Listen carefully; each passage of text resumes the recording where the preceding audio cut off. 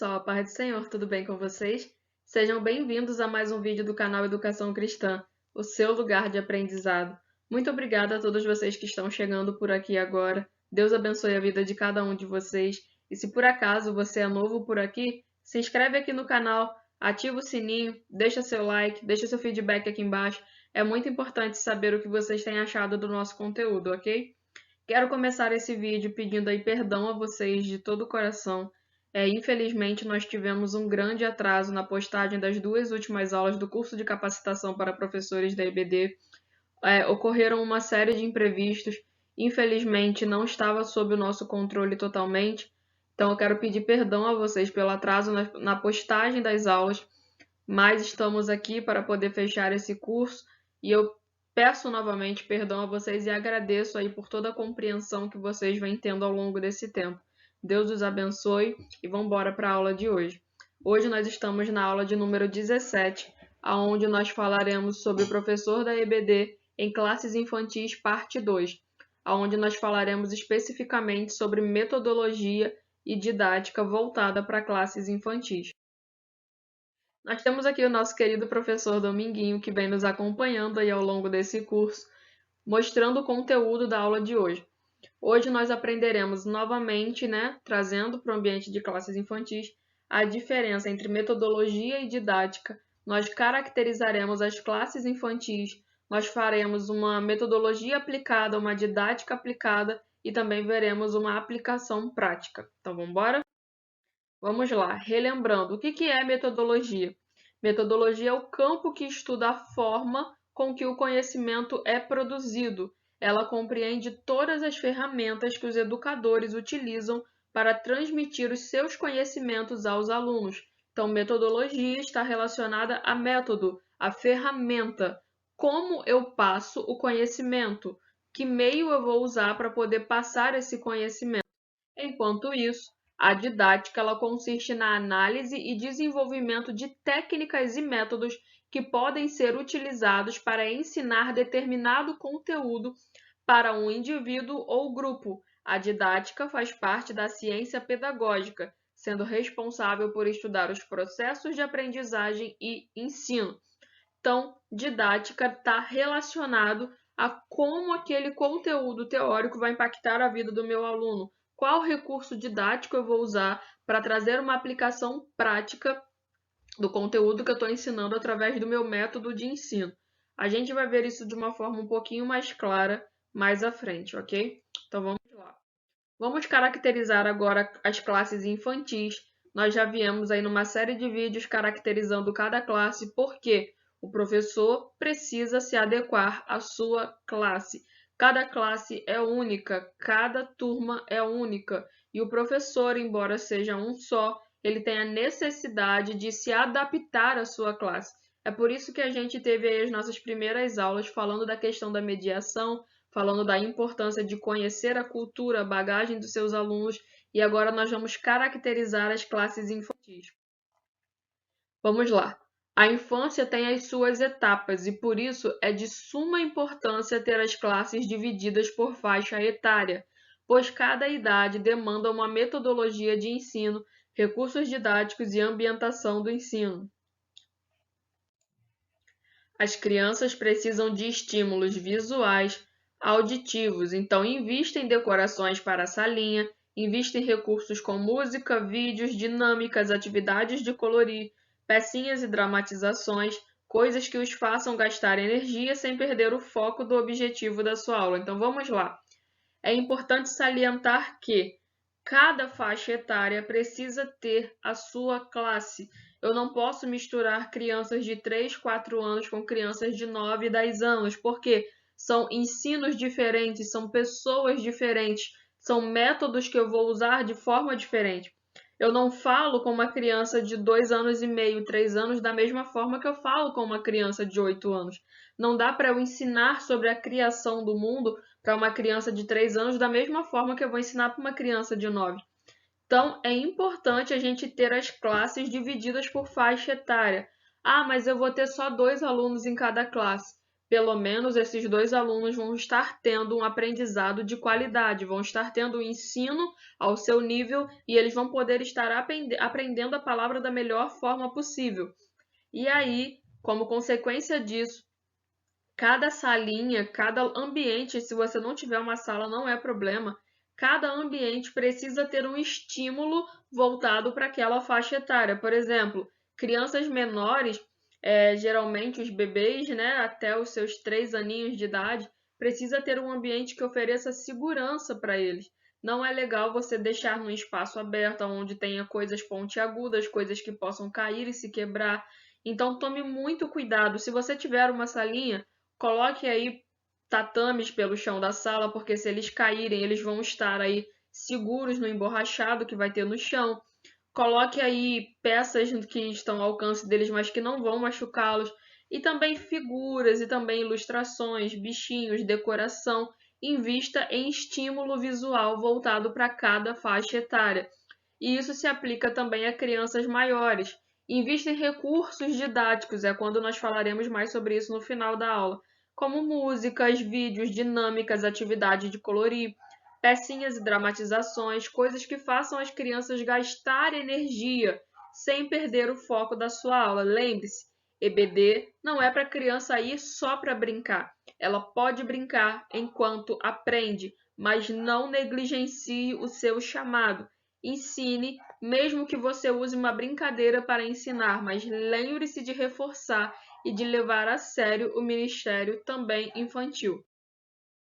Agora nós falaremos sobre alguns métodos conhecidos aí do ramo da pedagogia, do ramo do ensino, e eu quero já destacar que o objetivo do nosso curso não é aprofundar em cada método. Eu quero te dar um geral de cada método e você vai avaliar aí qual que melhor se aplica à sua realidade. Caso você queira se aprofundar em algum método, você pode estar aí acessando o Google e outras plataformas de pesquisa para poder estar se aperfeiçoando. Mas aqui no nosso curso eu vou estar apresentando para vocês de forma geral as características principais de cada método, ok? Então vamos lá agora para o primeiro método que nós aprenderemos, que é o método montessoriano. Montessori propõe estímulos para liberdade, individualidade e criatividade. Para isso, a interação com o ambiente é fundamental. Assim, os materiais das aulas e os brinquedos devem permanecer acessíveis às crianças o tempo todo. Os pequenos podem manifestar seus interesses de maneira espontânea, com respeito ao ritmo individual de cada criança. Os estímulos sensoriais também são essenciais, visto que Montessori considerava que o intelecto está relacionado à experimentação. Então, em suma, o método montessoriano consiste no quê?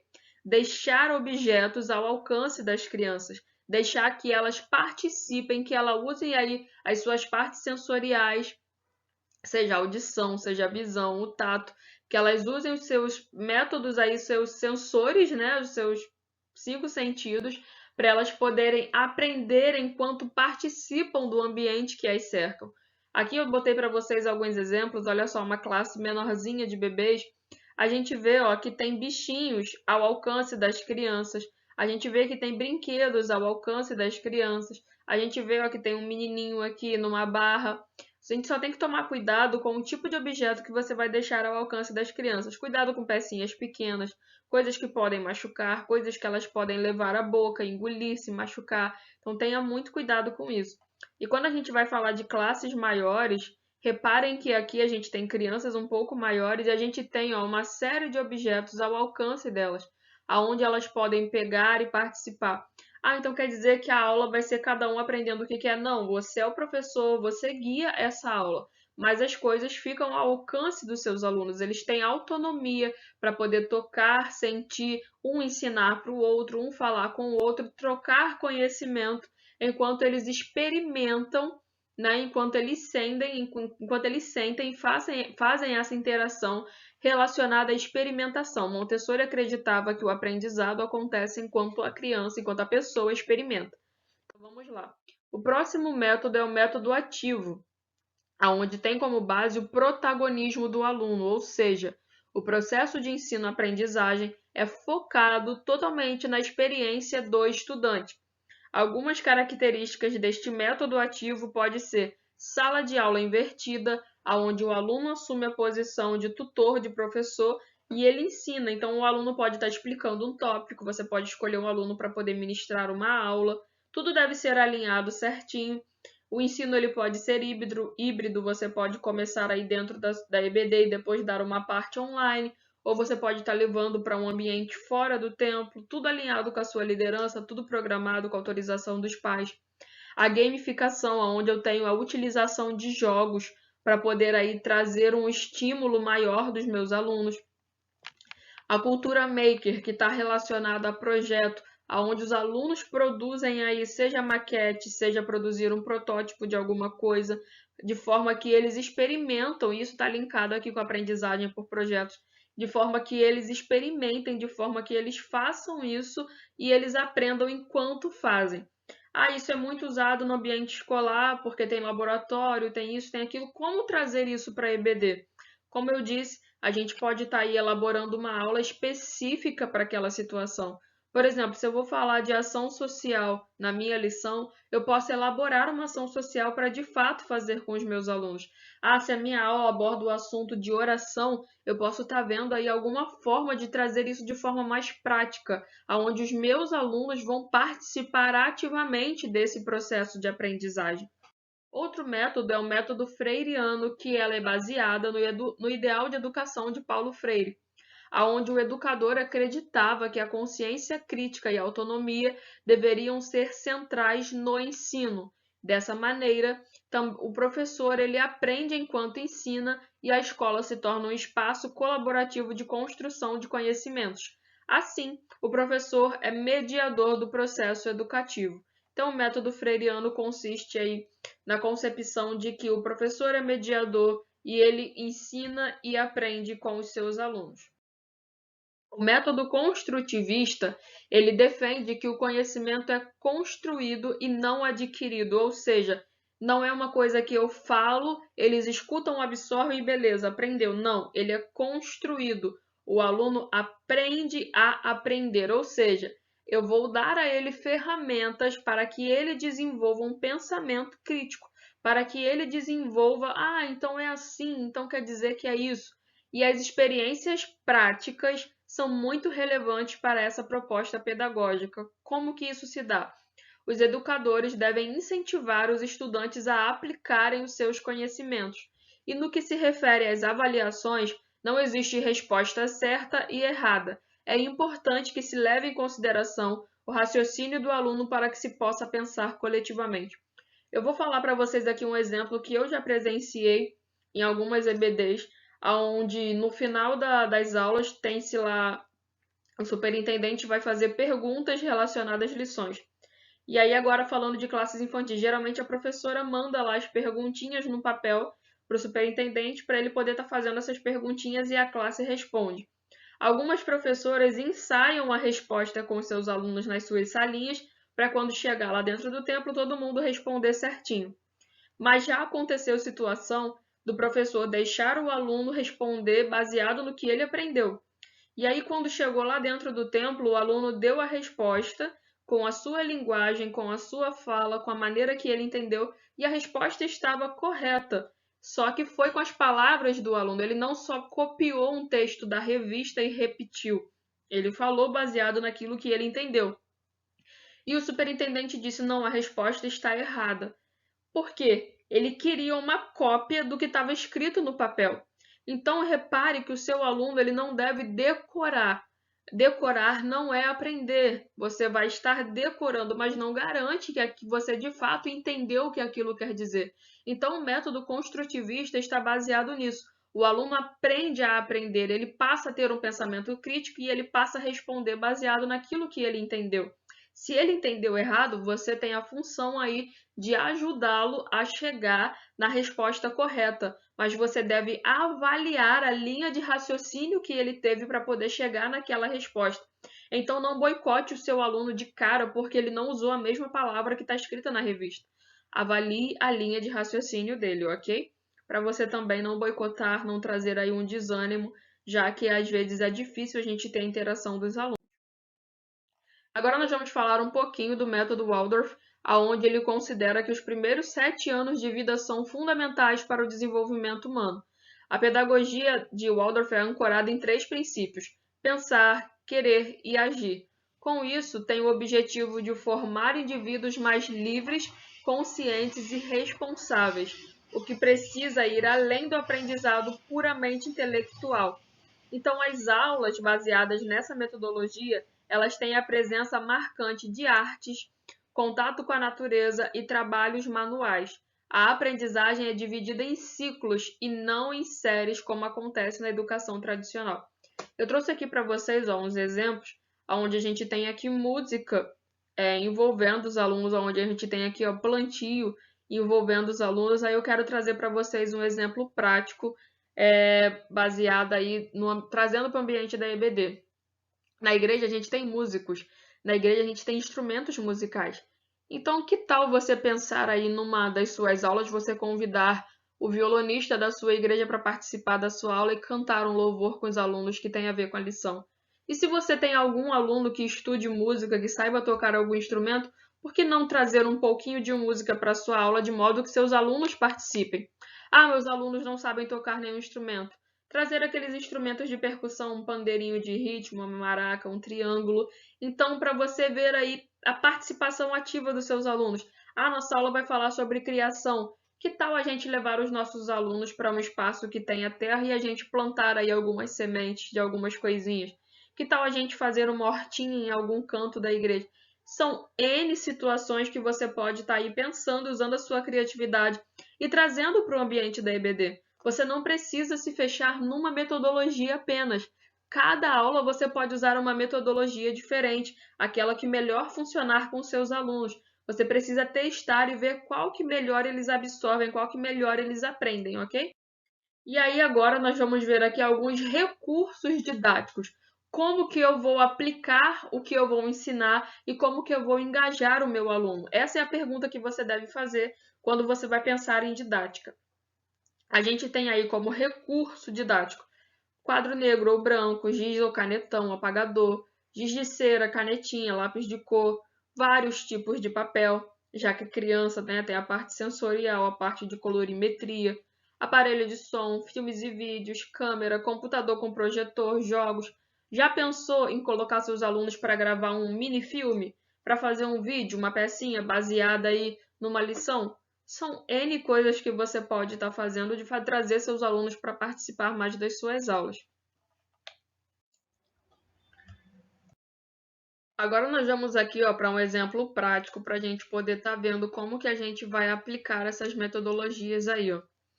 Eu tenho aqui 3 classes infantis, onde eu tenho 5 alunos em cada uma delas, e as faixas etárias são 3 e 4 anos, 5 a 7 anos e de 8 a 10 anos.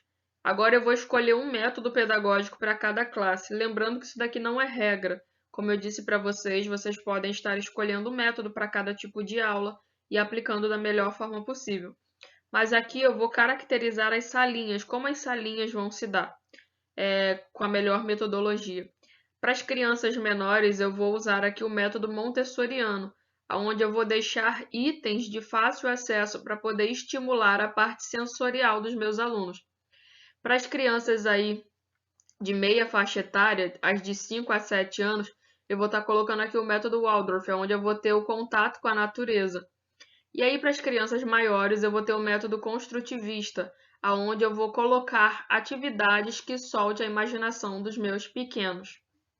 Então, veja isso, daqui é só um exemplo prático, você pode avaliar da melhor forma possível, ok? E aí, uma coisa que não pode faltar nas nossas aulas é a necessidade da gente falar da questão da adaptação. Seja um professor camaleão, seja uma professora camaleoa. Por quê? Uma mesma aula, com o mesmo tema, não será igual se ministrada em turmas diferentes. Conheça seus alunos, adapte-se a eles e coloque a sua personalidade em sua aula. Não seja uma xerox de qualquer outro professor. Seja autêntico, peça inspiração ao Espírito Santo e renda o seu melhor. E aí, um versículo para a gente fechar a nossa aula de hoje é: eduque a criança no caminho em que deve andar, e até o fim da vida não se desviará dele. Provérbios 22:6.